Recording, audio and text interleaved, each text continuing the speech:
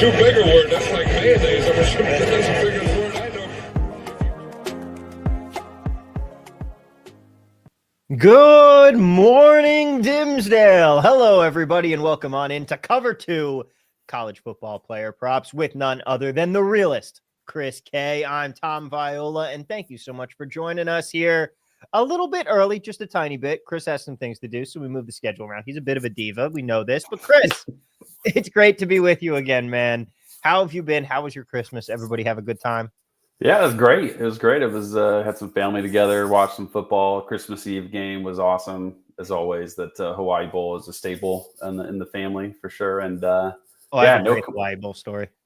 No complaints. Yeah, let's start with the Hawaii Bowl story then. So a couple years ago, I was working for VSiN, Brent Musburger Sports Betting Network, back in the day, and me and a couple of my buddies from work who have remained great friends, we were all stuck in Vegas on Christmas without our families, and so we decided we were going to do a very degen Christmas, and we went around. We did the Caesars, the Bacchanal buffet in the morning. And then we hopped around gambling at like a bunch of different casinos, and we finished it off with Coors Light Tall Boys in the Paris Sportsbook as we tried to set up a middle on Cole McDonald and Hawaii in the Hawaii Bowl.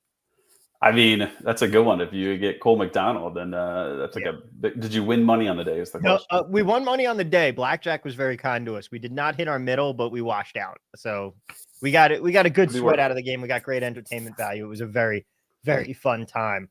But we are here, as Clash's Pride said, it's the best time of the week. That's right. It is Prop Central. Of course, we're going to have an extra half-hour break because we are a half hour early here between now and, of course, the Blitz with Derek Carty. But we will be talking NFL props today as well. All right. Daniel Schlager already has a question for us on Cedric Alexander. And you know what? Why not? This man was so locked and loaded. We weren't even live and he was throwing it in there. Let's talk about it real quick, Chris. You're actually in charge of sharing the screen today. Yeah, it's a scary thought, scary proposition, but I believe you can handle it. Yeah, I think I'm up to it this one time. And I guess this is what I get for moving the show up by 30 minutes. Yeah. But yeah, Cedric Alexander, I noticed this morning when I was just poking around, looking at all the different edges that were out there and just kind of getting ready for the show / just the release. And so the thing is with Cedric Alexander is he's like a 3.7 yards per carry guy, like in 2 full seasons.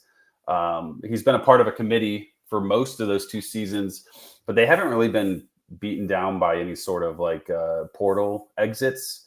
So they're fairly deep. Fairly normal in their running back room, but he's getting about 40-ish% of carries.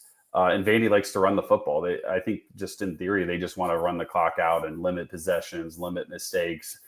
They're underdogs to Georgia Tech. I'm fairly positive, but I don't think it'll matter. They've kind of been underdogs to almost everybody this season, and they've continued to run the football. So we think he gets a ton of usage, but he's not very successful with it. Georgia Tech's run defense has been pretty solid overall.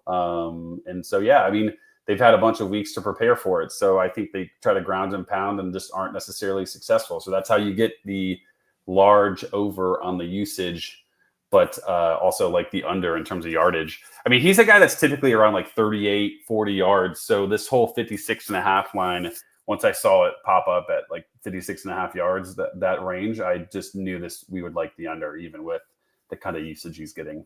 And this is what you talk about with a negatively correlated parlay. This is one of those opportunities where you can pull something like that off and have a pretty plus EV edge to it.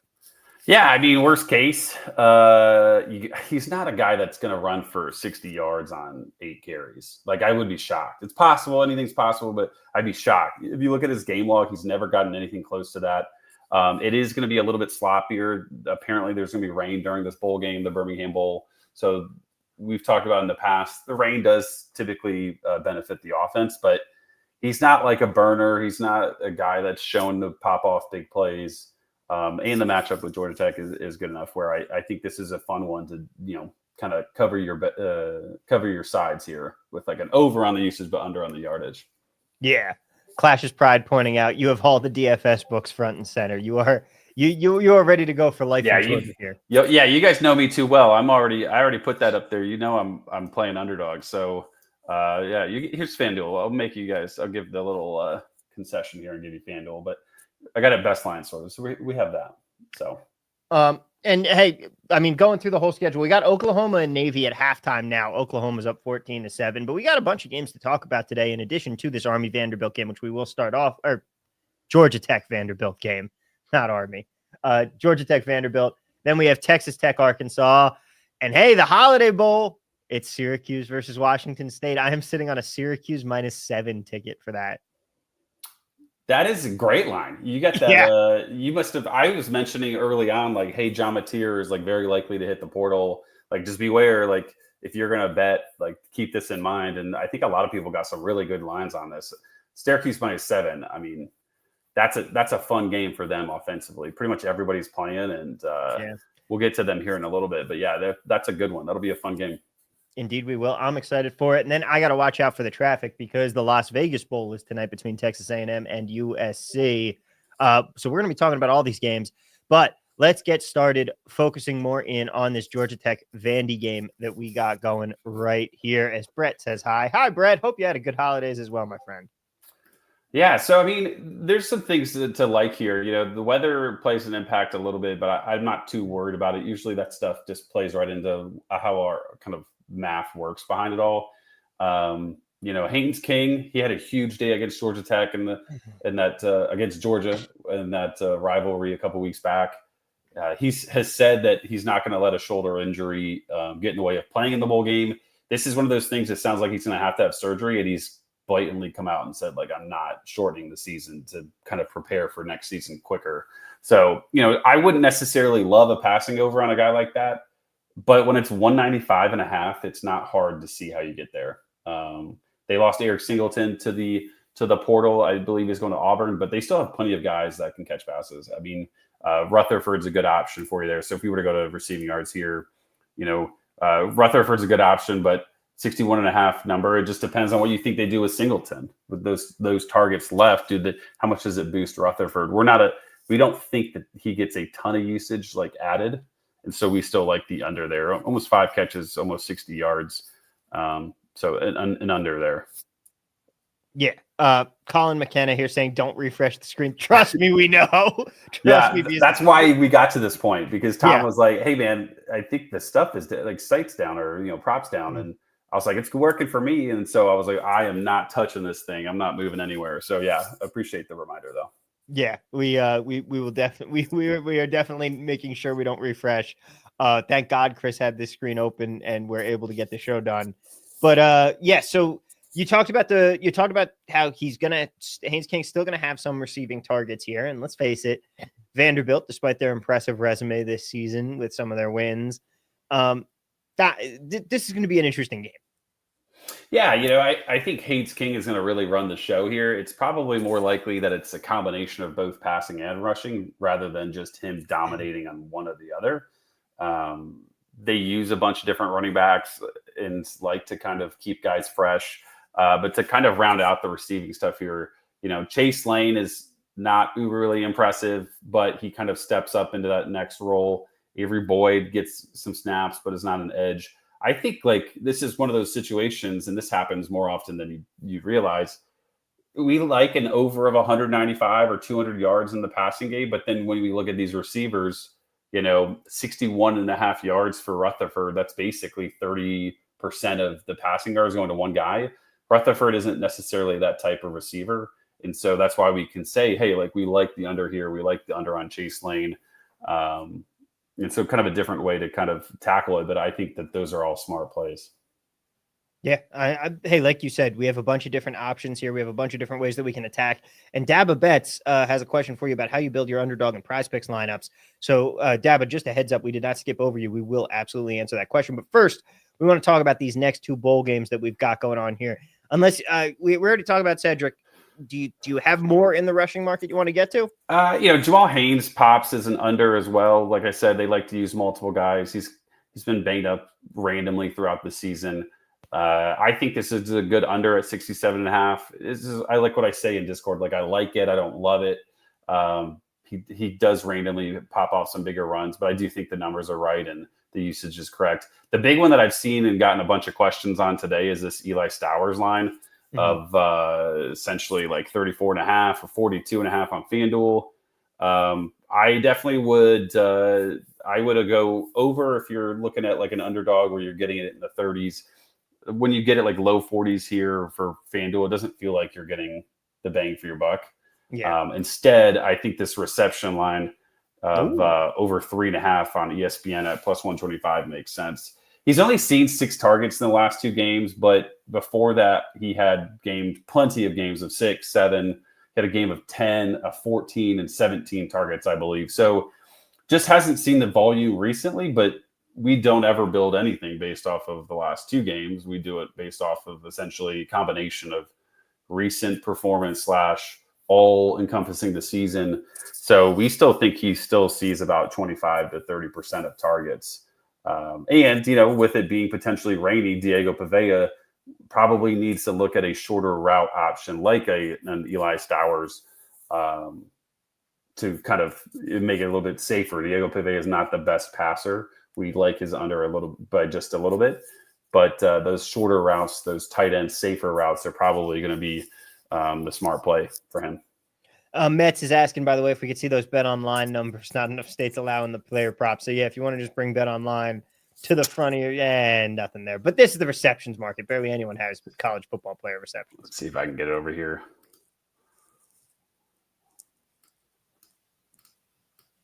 You got this. I believe in you. I'm not, man. I tell you what, I just set up shop over here on the left, and then I'm good. I don't need to worry about underdog. I just throw underdog over here, and we're good. Here we go. Yeah. All right. And let's switch to the receiving yards market, should be good. Stowers plus 4+ receptions is plus 110 on Bet Online /prop builder. That's probably pretty good. Yeah, I mean, I think 3.5 obviously is a great line, an incredible line there at plus money. 4.5 is obviously as high as we go. We have him at 4.5 to begin with. It's 4+, so you're getting 4+. Yeah, so you're getting your 4 receptions cash is, and you get plus 1. Right. So essentially 3.5. Right. Yeah. Gotcha. Same thing. So yeah. So I think just the volume. I think the volume comes back. A lot of people have been kind of blown away by it in Discord and wondering how this came to be. Just think the volume comes back. They didn't really lose anybody to the portal, so it's not like maybe there's targets vacated, but we just think generally speaking that the last 2 games are more of an anomaly than anything. Yeah. All right. Well, let's talk about the next game that we got up on the board here, because we are going to be going to Texas Tech versus Arkansas. It's the Liberty Bowl. Yeah, so this one, I'm actually surprised at the lack of questions and tags I've gotten for this. I told Ben, once 1 p.m. hit and premium stuff popped, I was like, I'm about to get so many questions about Taj Brooks and Will Hammond, and I've gotten nothing. So that's great to see. This line is crazy. They have averaged almost 300 yards passing a game. This is obviously a backup quarterback, Will Hammond, but he was a pretty highly recruited guy out of high school, true freshman. He has played a little bit this season. I think he threw for 100 something in spare time, kind of coming in for an injured Baron Morton. But we really like the over, and I think the general public agrees. This number opened at 164.5. Jesus. Yeah, this thing got moved up quick. So even if we want to look at some of these other places, right? Bet Online even started at 185 earlier, and it's already popped huge. The thing is, this game is war of attrition. Arkansas has nobody remaining. Everybody has gone to the portal or opted out. Texas Tech is an incredibly bad defense, which is great for us because we're hoping to get some higher scoring here and make this a back and forth effort. Yeah. Should stay competitive. And he has a couple of receivers left that I think are talented enough to help him out. He loses Josh Kelly with their big receiver 1. And I'll go to the receiving yards because there's some that pop here too. But, Coy Eakin's a solid player. Caleb Douglas, solid player. Both love those overs. It's almost who else would they throw to? They're quality receivers, and there's not a lot of options out there besides those 2. Jalen Conyers is a tight end kind of when he was at Arizona State last year, he threw passes. He ran the ball a good bit. They kind of had a weird offense, but he's a versatile player. But, mid-40s for a tight end is just kind of hard to swallow. If I was betting this game, which I obviously have, I would just stick to the Eakin and Douglas overs, and I would just steer clear of Conyers personally. But We think this passing attack will have some success against an Arkansas team that's pretty thinned out all the way around. Now, Chad Martin has a little bit of a question here. I know we're going backwards, but he wants to know how come we're showing value on the King passing over most of the Georgia Tech receiving yards are showing value on the under. Yeah, so that's more typical, or that happens more often than you'd think. Basically, these lines are just a little bit too high for what we're seeing, right? It's a combination of like, okay, well, the receiver one is in the 60s on a 200-yard prop, and we have him at like 25 or 26% of targets, right? Those numbers don't necessarily correlate 1-to-1, but like that gives you an idea of like if we're going to say he's going to get 30 to 35% of the passing yards, he probably needs to be closer to 30% of the targets, just generally speaking. And also, you see that right when you see the passing lines be around 195 and 200. That's a pretty low number for a quarterback to hit. And Haynes King is a good quarterback. Like he's not like an NFL quarterback. He's not going to be a first rounder, second rounder, or anywhere near it. But like this offense is good. It's gadgety in a sense, and he should have opportunities to hit that over because it's just so low. So it's kind of a combination of that, like 1-to-1 math, and just that those numbers being so low in the passing yardage. Yeah, it's like when you have win totals that don't in the NFL that don't add up to X amount of games because it means you have more or less wins than need to be allocated. Right.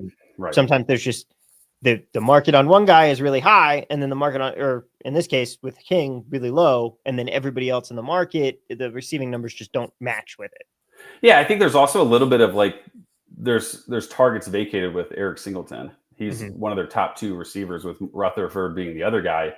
You know, how does Georgia Tech attack that with their offense? Do they pepper Rutherford with the football, or do they kind of spread out that Singleton usage to other players? We have it a little bit of the latter, right? We think that they're going to throw it to some of these other guys, maybe get a couple backup receivers on the depth chart a little bit more involved rather than just loading up all on Rutherford. If you think Rutherford is going to get a lot of those targets, then I would feel good about that King over, and I would just avoid the Rutherford under. Just don't bet it.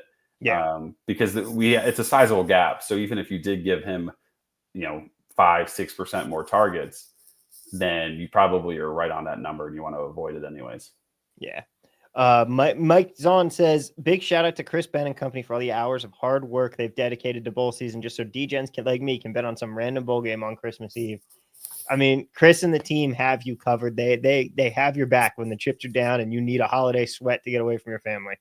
It's been fun. We've had some good success. Yesterday was a little rough, a little tough, but the days before have been great. It had some kind of great options and great opportunities to take advantage of. And yeah, so Ben's on vacation too, by the way. Ben's in California. He's crossed the border and he's working tirelessly. So definitely give him some props.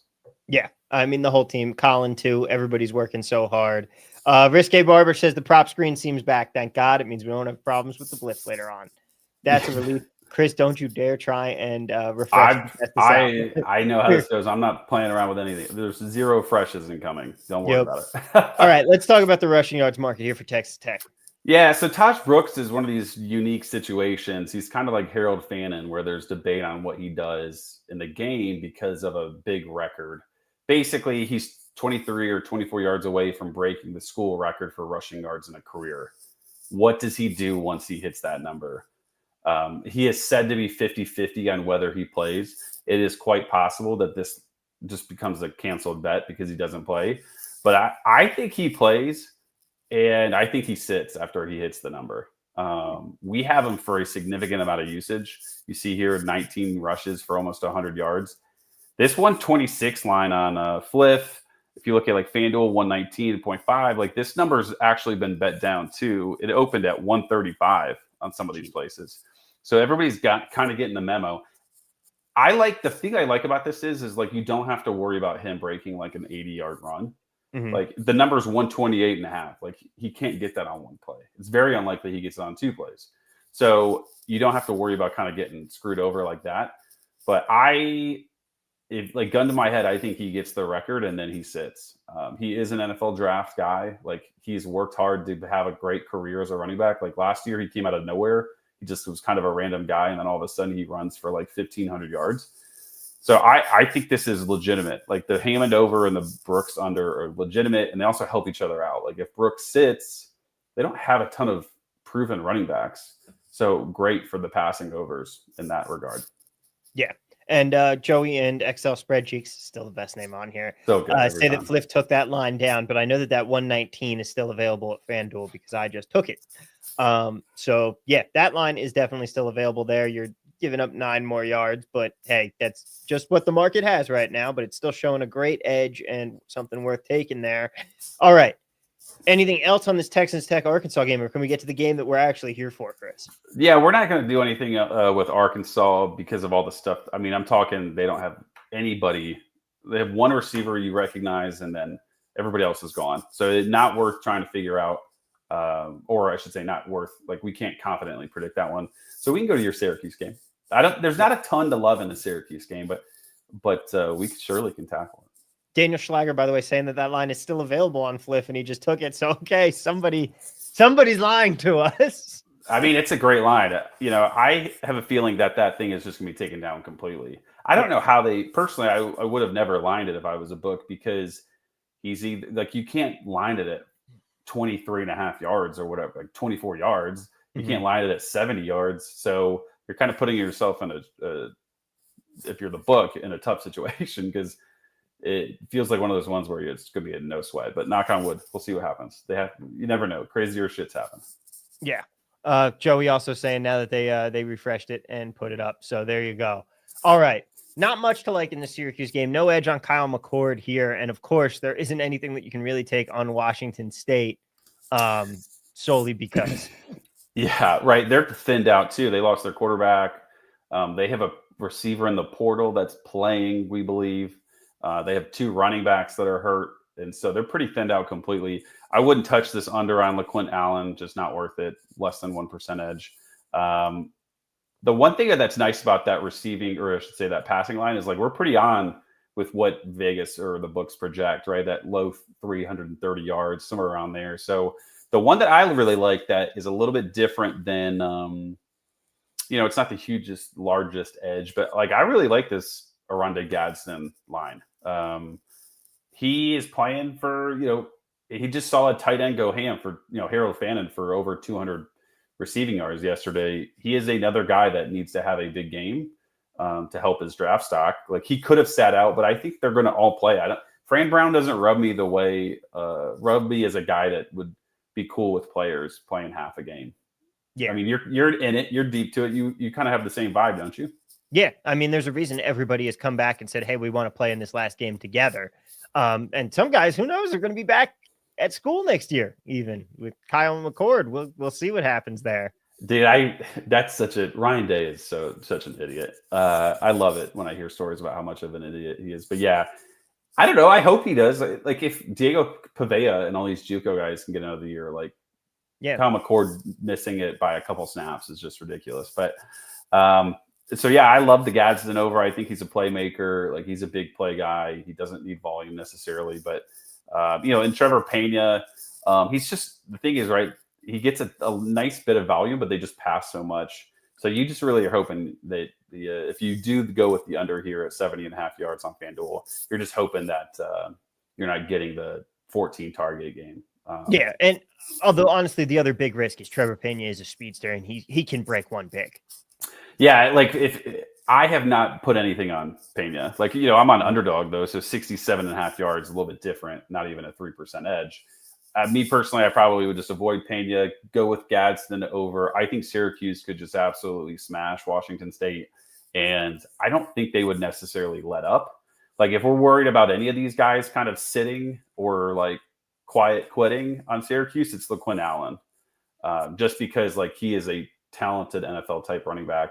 I could see him. Has he made his intentions known? Like I could see him not getting insane usage because they don't want to, like, he doesn't want to hurt himself going into the draft. I think he's probably going to the draft. So I could see him being one of the guys that maybe doesn't play the full workload. Yeah. I mean, all narrative and, conjecture, but we're not betting that anyways under 1% edge. Yeah. The only Washington State line we have is this Kyle Williams on Prize Picks. it is what it is. Like this is another one where there's a bunch of random guys in the offense in the portal. Chris Hudson is some places think he plays. I can't imagine he's playing. I'm fairly positive he's out, which would help Kyle Williams. But backup quarterback, we saw a backup quarterback for Pitt yesterday, and it was awful. It just was gross. And we saw what happened with it, right? None of the receivers produced to a high level and unders hit. We could see the same thing with Kyle Williams, although Zevi Eckhouse is the quarterback. He's played at the FCS level for many seasons, albeit FCS. GP36 says the prop builder also has Williams at 69.5. So that's a nice line right there. And Tate asks, are you limited to $25 on underdog pick'em as well, Chris? I have somehow avoided it. I have knock on wood. I have no idea how I'm not limited on underdog, but I can bet up to like not that I would ever do it, but like $2,000 or $5,000 a player, just depending on the day. There you go. It's obviously that day. It's insane. Not that I would ever get close to that, but I'm lucky. I'm a fortunate one. Williams apparently 74.5 minus 117 on Caesars, Chad Martin says. So, woo. I think I like that. I mean, obviously that one's a lot better, right, than the 69.5 on Prize Picks. But like, you just want them to not throw it to him every single play when they're a little bit thinner at receiver. I still think it's a good bet though. Yeah. All right. I mean, not much more to go on in this game. So how about we get to the Las Vegas Bowl here, Chris? We have USC taking on Texas A&M in this one. Yeah, I got to throw up the custom projections here. All right, so let's take a look.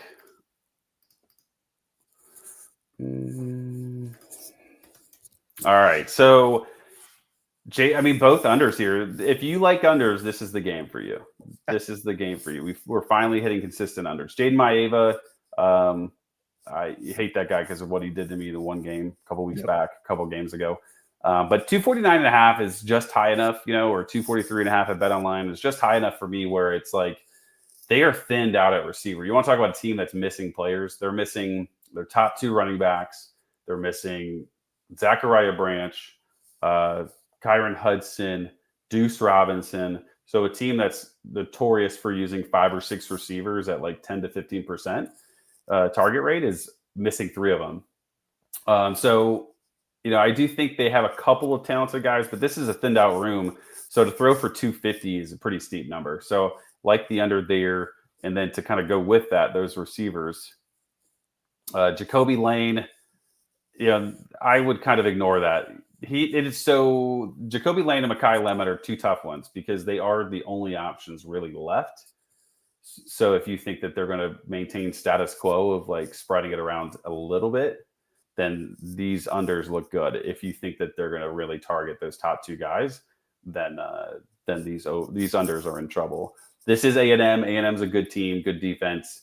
So I do think that there's a real shot that the matchup is just difficult for them. Mm-hmm. But I think personally I would avoid these 2, this Lemon and Lane. All right. Yeah, you think that they're going to be a little bit more targeted in a game like this, which makes a lot of sense here. Special day today. It's only been 3,000 days since. Andrea Miller here. I'll give you the shout out, saying it's only been 3,000 days since OHIO has last beat Michigan. I'm down. I love that. Yeah, keep it coming. Joey, Joey, I'm guessing is an Ohio State Buckeyes fan. My mom's entire family is from Columbus. Are you surprised by that line, by the way, that Ohio State's a favorite against Oregon?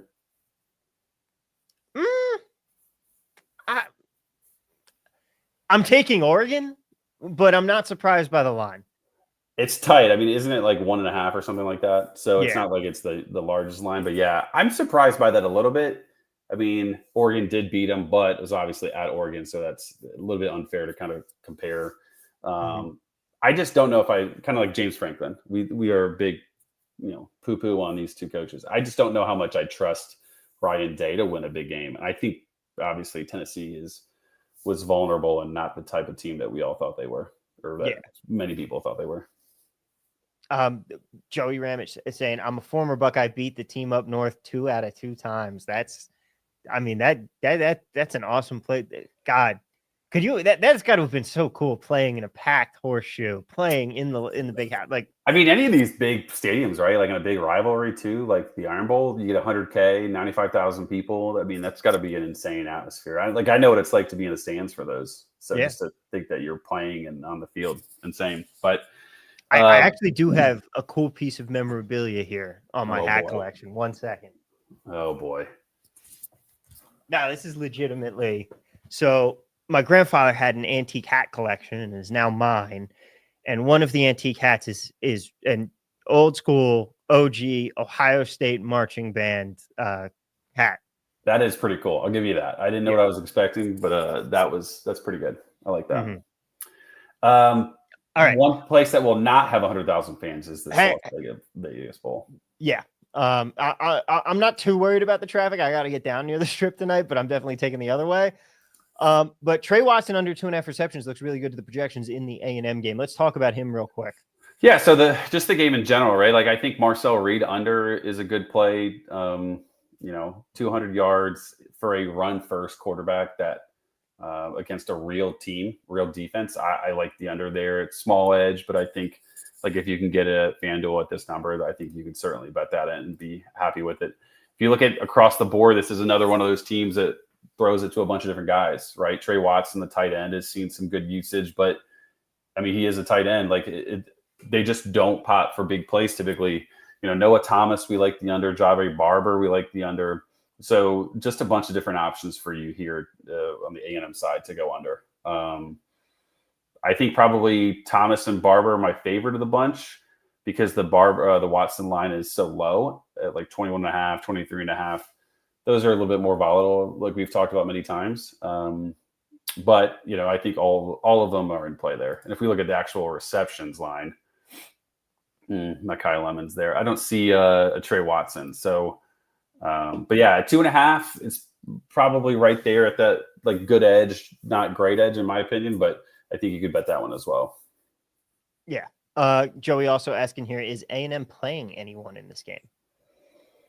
In what regard? I mean, they have their whole team is essentially active. Okay, so yeah. So he was asking defense wise, but it sounds like they're going to have their starters.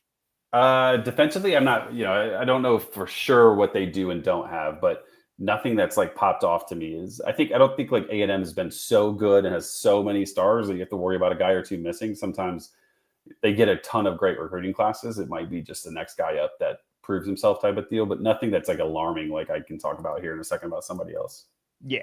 Okay. So before we get to that, Andrew, just getting in there in other historical news, the Union with the Civil War. I mean, to be fair, over the last 25 years, things have not been. The last couple of years have been good for Michigan, but historically not been quite so good for them as of late against the team against Ohio State. Colin also saying on the metrics, clearly Ohio State, but Oregon hasn't had to show their full might in the second half of the season either. Going to be interesting. I think it's going to be a good game. It will be a good game. I mean, I thought Oregon looked really good against Penn State, and Ohio State played Penn State tough and tight too. So like I think like common opponent, you look and I think both. I think Oregon probably looked more impressive, but sometimes just scoring a lot of points makes you look more impressive, even if your defense gives up a bunch. So we'll see. I'm very curious to see if Texas and Georgia just like remind everybody that the SEC, why the SEC claims that they should have so many teams in. I don't know. Yeah, I mean, Tennessee did themselves dirty. No favors, which was hilarious because we got all day that day of people going, oh, the SEC Bama should have been in. Oh, the SEC. And then they got stomped harder than any of the other teams. Yeah, it was hilarious. Yeah, that was great timing. I was really hoping, too, that Navy would win today against Oklahoma. Yeah. So we could make more jokes about the SEC, but I don't think we're going to get that. But I will say, not look prepared for this game. Yeah, that's in Oklahoma is like 56 guys on scholarship playing, so they're thin. But I really like the rushing market here for this game. So and that's a good point because A&M is going to be without their whole D line here. So I actually like the unders. I mean, because we're looking at a third running back in Brian Jackson for USC. And that 76.5 is a legitimate rushing line. Like Amari Daniels has been essentially the RB1 for the last month, and his line is only 10 yards higher, right? So like the room is thin for USC, but they could easily just throw a bunch more, or they could just mix in other running backs as well. Like Amarian Peterson, I think is going to get some action. And so like, what is that actual split? Is it 50-50 between the two running backs? Is it Brian Jackson seeing 50% of the whole like rushing usage, which is what we essentially have projected? So I like the Jackson under. I don't love it. I like it, but I do really, really like this Amari Daniels under, and for a couple of reasons. 87.5 against a real team is a line that's fairly steep to begin with. They also have Reuben Owens back from injury. He played last game a couple weeks back. They have Terry Bussey, a big former recruit that was an athlete, kind of played DB, kind of receiver, running back type. I could see a route where Marcel Reed runs 13 to 15 times, Bussey gets 5 carries, and Reuben Owens gets 5 to 8 carries. And then, like, how does Amari Daniels get to that 87.5 line if they're going to see that much spread out action? So I like the under on Amari Daniels a good bit. So that's probably my favorite one of the whole game. And so if you're looking for some action in this night game, this late night game, then I think that's the one I would really target. All right. Well, good to know. And people hearing it first, go and take that Amari Daniels under. Daniel Schleiger real quick wants to talk about Kyle Robichuk. Yeah, it's on the next one on the market. So we can talk about that one. That one's just through concierge stuff. So once Castellanos got hurt, basically he quit the team. He left the team. They've gone to Grayson James, a more traditional quarterback, not a runner like Castellanos was. And we've seen some of those rushing attempts go to Kai Robichaux. But we've also seen Jordan McDonald get a good bit of run. Trayshawn Ward is an old guy that's gotten a decent bit of run. But Robichaux's kind of pushed up more recently. We've given him the majority of usage, something like 55% of, or I should say like 50% of usage on the ground. And it's just, Nebraska's a solid defense. They've struggled in the past month, but they have 3-4 weeks to prepare for this game. Just generally speaking, a good defense. So, yeah, we have him at 18 carries for 70 yards rushing. You just get a bigger number, like an 80.5 on a running back. That's like, to me, nothing special. He's just gotten some volume. And I like the under here. I would say 27.5, 27% edge there is pretty steep. But I would say it's probably, like, to me, I'd play it like it's in the teens. To get like nitpicky and granular with it. Now, Corey Lighthizer wants to talk about the Jacoby Lane receiving yards under, but I know that's flipping back to the other game. No, and I just think that there's a ton of volatility to it. With all the 3 of the top 5 receivers gone, there's no way we would release that to subs and like expect a ton of confidence in it. I would avoid the receiver stuff. If you have leans yourself, you want to target, go for it. But I could see a world where they get 12 to 15% of targets, which is like 4 or 5. I could see a world where Lane and Lemon get 10 targets each, right? I could see Jane Maeva throw it 10 times. Yeah, like instead of maybe 30 attempts, he throws it 40 times. There's a lot of volatility in the game that I'd rather just avoid the receiving stuff. Colin wants to know, Chris, how excited are you that your Hokies get to face an FSU team next year that's making the same exact mistake they did with DJU by taking Castellanos? I think my Hokies have their own problems to fix before they worry about Thomas Castellanos, unfortunately. But I think we crushed them this year with Thomas Castellanos at BC. So, we'll see. Him and Gus Malzahn is an interesting fit because Malzahn loves to run in the quarterback, and Castellanos is like 5'11", $190. So, like, how much can he really take wear and tear wise? Yeah, I'm very excited. I'm getting ready to bet Syracuse to make the playoff next year. I didn't see that coming. You know that? I really didn't. I do think if we wanted to look at like this, looking at Nebraska, I think there's some receiver volatility to what's going on, but Dana Holgerson has come in and is impacting and is being influential on the offense. That's good for the passing game for Nebraska. He's a good coordinator, offensive mind type, not necessarily maybe the best coach or quite honestly person, but whatever. So I like the Dylan Raiola over. I could see him have a really big game, kind of catapult himself into like a really good true sophomore season. He was a big recruit from Georgia. So I think of like this game here, I think you could really look at Dylan Raiola as the over 200 yards as like a really solid bet. Now, correct me if I'm wrong. Dylan Raiola is Patrick Mahomes, right?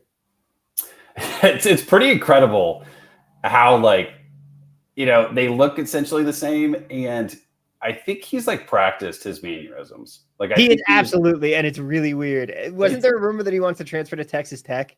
There was, and it, you know, it's pretty wild. It is pretty wild how like everything they do is very similar. So yeah, we'll see. But yeah, I thought that was it's an interesting comparison. But they don't play like each other. Raylo is cool as a true freshman, but he needs to step it up a little bit more before we can give him the Mahomes title. Yeah, I mean, he needs to step it up a lot before we give him the Mahomes title. But yeah, one of the strangest things, and I'm very excited to watch it next season as well. It is just how this man is just blatantly copying Patrick Mahomes. Blatantly. Yeah, it's not even close. I mean, it's so identical. I can't believe he tries to act like it's not. Yep. One thing to quickly note on this game, I just saw this edge pop up with Emmett Johnson. I think this line must have moved or popped up a little bit. Yeah, we see this open at like 75.5 on Caesars, and it's already down to 69.5 today.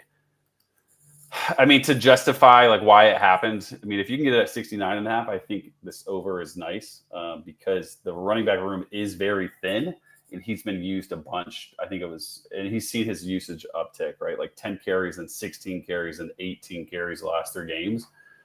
So there is a world where he gets, you know, this 16 to 18 carries, and in that spot, that's a good over. But it would need to be in the 60s for me to bet it. Like I wouldn't touch the 72.5 as like, you know, as small of a difference as that is. Like that stuff matters when you lose something by a yard.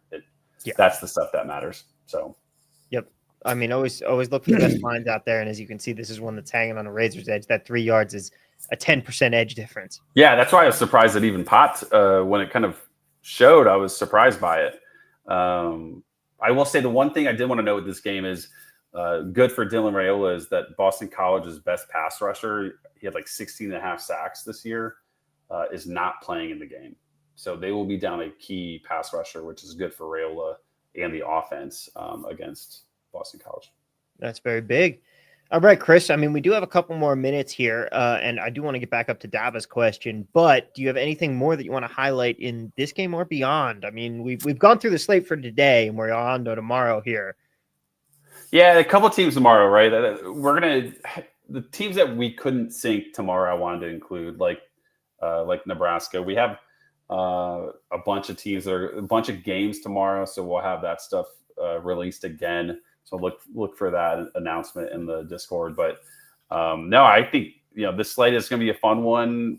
There's some narratives with Brooks and Hammond. What's going to happen in the Texas Tech game? And Mari Daniels. I think there's some really prime opportunity there, and excited to see it play out. And I might actually stay up till past midnight for this Amari Daniels under. So if it keeps me up, that's when it's a good bet. Yeah. David Levin says, what about Hampton as a guy going for a record who will then sit? Yeah, so this is one that we're not going to be doing because there is some indecision in like what's going on there. But yeah, Marion Hampton, the running back for UNC, I want to say he's like 60 or 70 yards away from a record, so different than like a Taj Brooks. Mm-hmm. But he does have like 60, 70 yards, and then then he has the record. So I could see him do that, but that gets tricky because I don't know what his line is. Does he have a line out there, I guess is the question. Yeah, I'm not even seeing anything for it. So I would just be on the lookout for it. The problem is if it's like 60, 70 yards, like he could break a 50-yarder and hit the over and then sit immediately, right? That's the difference between like needing 20 yards and 70 yards type of thing. Yeah. All right. Dabba Betts had a great question very early on, and we want to acknowledge it. Chris, can you speak to how you build your underdog and prize picks lineups? Anything you'd like to share? Correlation tips and tricks, number of players, etc. Walk us through here, my friend. Yeah, so this is the only thing I do is these DFS sites. I mainly play on underdog I just, for whatever reason, have had more success there. I'm usually 3s and 5s, and when I do the 5s, I do the flex where I can win 4 and win money. You know, in terms of like how I bet it with like players, I try to avoid correlation of like passing over with a receiving over because it just nukes the payout so significantly. I just play, and I'll play enough slips where I don't necessarily have to like do a Hammond over and a Douglas over in the same one. I can break them apart and still feel good about it. But you know, I would take, you know, say there's 10 or 12 plays. I would try to do maybe some groups of 3, rotate some 5s in there and go from there. You know, I wouldn't put all my eggs in one basket, even if you love Amari Daniels under. These parlays, as everybody knows, are tricky. You have to win all of them. So if you just get hurt on Amari Daniels and you're wrong, it impacts the whole thing. So I would just really kind of spread them out, not put all my eggs in one basket, and use 3s and 5s. Prize picks. We actually talked about this in the Discord earlier, is big 5 and 6s. The way they do the payouts on the 5 and 6s is pretty intense. So yeah, I would do 5s and 6s there. 6s would be the flex or whatever, where they pay out different for 4 right, 5 right, 6 right. But like $100 to win 2,500 is pretty nice, even with the smaller payout if you only get 5 right. I had a reverse sixer hit in this over the weekend. I managed to get all 6 wrong. Did they? Do you get anything for that? You get? I would argue you should, because that is just as impressive as getting all 6 right. I mean, it isn't. That is actually very impressive. Yeah, and quite frustrating. Yes, it was not a great weekend for me with the gambling, but fortunately, I wasn't doing that much of it because I was in California. So I was just throwing some prize picks darts and seeing what stuck, and the answer was nothing this time. Yeah. So, well, that's family bailed you out this time. Exactly. All right. Anything else that we want to talk about here, Chris, before we head out? Because I know you've got a hard out coming up, and we've hit all the games for today. Of course, we will be back next week for more Bowl Mania. Are we going to be coming back on Friday again? The schedule's interesting. The big game is on Wednesday. Yeah. The New Year's Day is the big one, so we might have to adjust. We'll have to talk schedules. Maybe Tuesday. Maybe we'll have to Wednesday. We'll see. We'll figure it out. So stay tuned. It'll probably be. My guess is it's going to be Tuesday. I'd rather go day before than day of. Yeah. So be on the lookout on the Discord. We're gonna have projections for every single day, continuing and throughout the rest of the way. So every single game, as best as we can. These playoff games are going to be easier to do because we have all the information. Some of these, like Virginia Tech against Minnesota, we might not have, but obviously national championship game, we'll be there. We'll have some stuff for you guys. Yep. Well, I hope everybody has a very, very wonderful time. Of course, we will be back before the New Year's. And hey, best of luck, and let's cash some tickets. Thank you guys so much for being with us as always and throughout the entire year. We will, of course, be back with one more show before the new year to get these last games rolling. But for now, that is going to do it for us. Tuning in 40 minutes or so, roughly. And Derek Carty and I will be talking NFL props for, are we in week 17? 17. There's only 2 games left. Yeah. Wow. Yep. The Jets' awful season is mercifully coming to an end, finally. But hey, we're going to be right back here talking about those NFL player props at the top of the hour. Thank you all so much. And of course, let's cash some tickets. We'll see you next time. It's going to play the NBA outro. This is just going to happen at this point.